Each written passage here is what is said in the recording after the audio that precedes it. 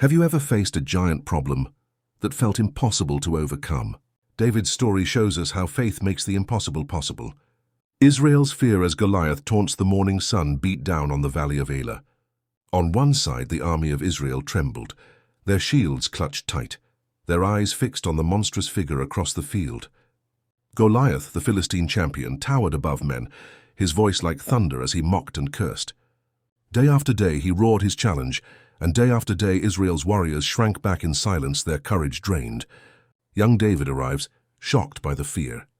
Into this fearful scene came David, a shepherd boy sent by his father to bring food to his brothers. His heart was light until he saw it. Israel's mighty soldiers shrinking, whispering, and avoiding the giant's gaze. David's eyes widened. Why does no one answer him? He asked, astonished. Who is this uncircumcised Philistine that he should defy the armies of the living God? His words stirred unease, but also a glimmer of hope. David's faith rejects armor, chooses sling. When King Saul heard of the boy's boldness, he called for David. You cannot fight him, the king warned. You are but a youth. But David recounted the lions and bears he had slain while protecting his father's sheep. The Lord who delivered me then will deliver me now. Saul, desperate for a champion, offered his armor. But when David tried it, he shook his head. Too heavy, too clumsy. Instead, he chose his staff, his sling, and 5 smooth stones from the brook.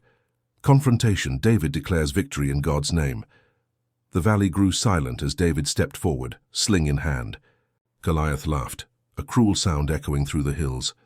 Am I a dog that you come to me with sticks? He bellowed. But David's voice rang clear and unwavering. You come against me with sword, spear, and javelin. But I come against you in the name of the Lord Almighty, the God of the armies of Israel, whom you have defied. Today the Lord will deliver you into my hand. Stone strikes, giant falls, the giant charged, armor clanging. David ran swiftly to meet him, pulled a stone from his pouch and set it in his sling. With a single motion the stone flew, whistling through the air, striking Goliath square in the forehead.